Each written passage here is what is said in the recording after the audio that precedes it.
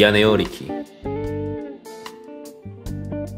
오늘 소개해드릴 영화는 바로 미안해요 리키입니다. 2016년 제69회 칸 영화제 황금종려상 수상작인 나 다니엘 브레이크가 관료주의와 복지 사각지대에서 벌어진 인간의 존엄성 훼손의 실태를 고발하면서 묵직한 감동과 울림을 주었다면, 미안해요 리키는 첨단 과학기술과 풍요와 행복을 추구하는 신자유주의적 자본주의의 협력으로 탄생한 긱 이코노미, 그리고 그 안에서 소외되는 노동자들의 척박한 현실을 날카로운 시선으로 그려냅니다. 영화 미안해요 리키는 리키가 택배회사 PDA의 면접을 보는 장면으로 시작합니다. 2008년 영국의 노던룩 은행이 파산하면서 실업자가 된 그는 각종 건설 현장을 다니며 안 해본 일이 없을 정도로 여러가지 일을 했습니다. 이제는 내 사업을 가지고 싶다는 포부를 가지고 임한 면접에서 관리자 멀로니는 리키에게 당신은 우리와 함께 일하는 것이라며 리키가 온전히 스스로 책임지는 자영업자임을 강조합니다. 2년만 열심히 일을 한다면 전셋집을 탈출할 수 있겠다는 기대감에 부풀어 리키는 아내 애비의 차를 팔아 고가의 택배 차량을 구입하고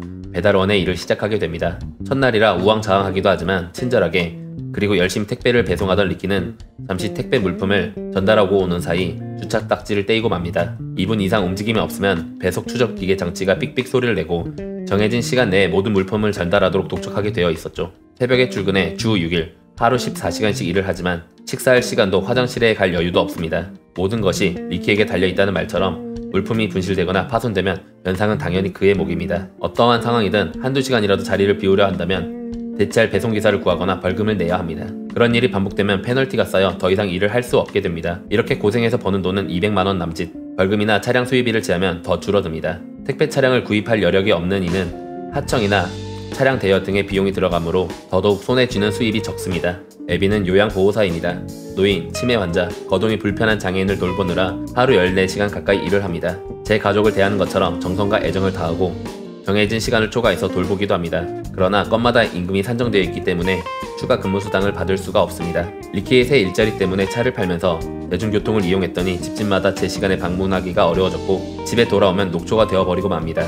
그런데도 어떻게든 가족들이 함께 저녁을 먹고 주말에 가족과 함께 지내려고 하지만 환자들에게 호출되면 대체 인력도 없으니 그것도 쉽지가 않습니다. 리키와 애비는 몸이 부서져라 일을 하지만 빚은 늘고 가정의 평화는 깨어집니다. 고강도 업무의 배송 노선을 맡으면서 리키는 점점 기대하던 미래와 멀어진 악순환에 빠져버립니다. 지치고 힘들어하는 부모님을 보며 사춘기 큰아들 세브는 점차 엇나가기만 합니다. 애비와 리키는 세브가 더 나은 삶을 살기 위해 대학을 가길 바라지만 정작 세브는 사회 경제적 격차를 교육으로 극복할 수 있다는 데 회의적입니다.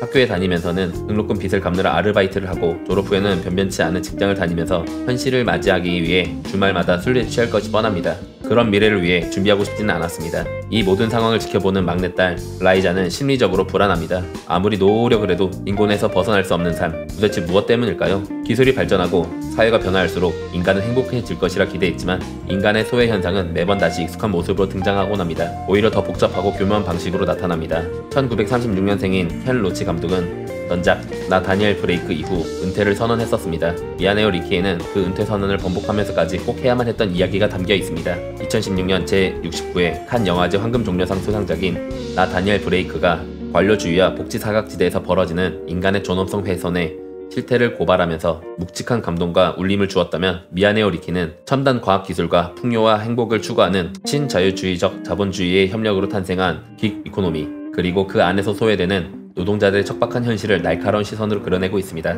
이번 제72회 칸 영화제에서 기생충과 함께 경쟁 부분에 올랐고 24회 북산국제영화제에서 전석 매진된 화제작입니다. 긱 워커는 임시적인 필요에 따라 단기 계약을 맺고 시간제로 일을 하는 자영업자나 프리랜서를 말합니다. 단순 용역과 다른 점은 이들이 가진 전문성입니다. 그러나 업무의 자율성과 독립성, 업무 시간의 유연성이 보장된다는 달콤한 말 이면에는 고용 안정이나 최저 수준의 처우, 보험 안전과 휴식 등의 권리도 보장받기 어려운 현실이 있습니다. 한국의 상황도 별로 다르지 않죠. 2017년 서울권익센터 실태조사에 따르면 택배 노동자의 주당 평균 노동시간은 72시간입니다. 주 6일 근무로도 매일 12시간 넘게 일하는 꼴입니다. 최근 택배 기사들의 과로사나 산재가 늘어나는 이유죠. 배달 대행 기사도 사정은 비슷합니다. 더욱 빨리, 더욱 저렴하게, 더욱 편리하게를 외치는 소비자들과 더 많은 이윤을 추구하는 사업가 사이에서 택배나 요식업 배달 기사들은 임금 대신 건당 몇백 원의 수수료를 받습니다. 수수료가 적다 보니 최저임금 이상의 소득을 확보하기 위해서는 시간에 쫓길 수밖에 없고 사고 등에 대한 피해도 고스란히 자신이 떠안아야 합니다. 요양보호사의 노동환경 역시 가혹합니다. 법적으로 2.5명을 담당해야 하지만 실제로는 9에서 10명까지 맞는 경우가 비일비재하죠. 그러면서도 돌봄에 대한 책임은 요양보험사 개인이 오롯이 져야 합니다.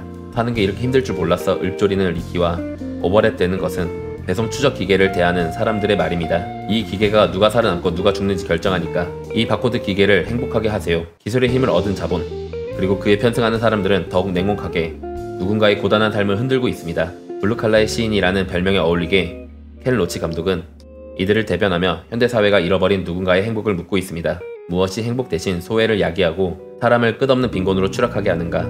가족을 지키기 위해 끝없는 악순환의 경로를 질주하는 리키를 멈춰 세워주고 그의 가족 모두를 행복하게 웃음짓게 하는 것은 어떻게 가능할까? 영화 미안해요 리키의 원제는 미안해요 우리가 당신을 놓쳤군요 입니다.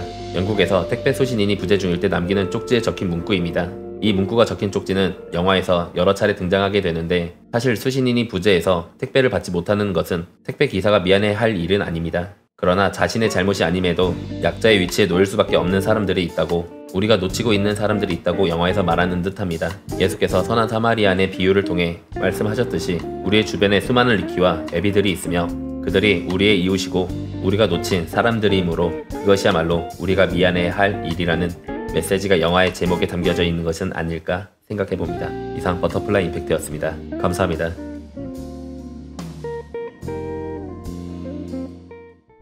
여러분들의 구독과 좋아요는 저에게 큰 힘이 된답니다.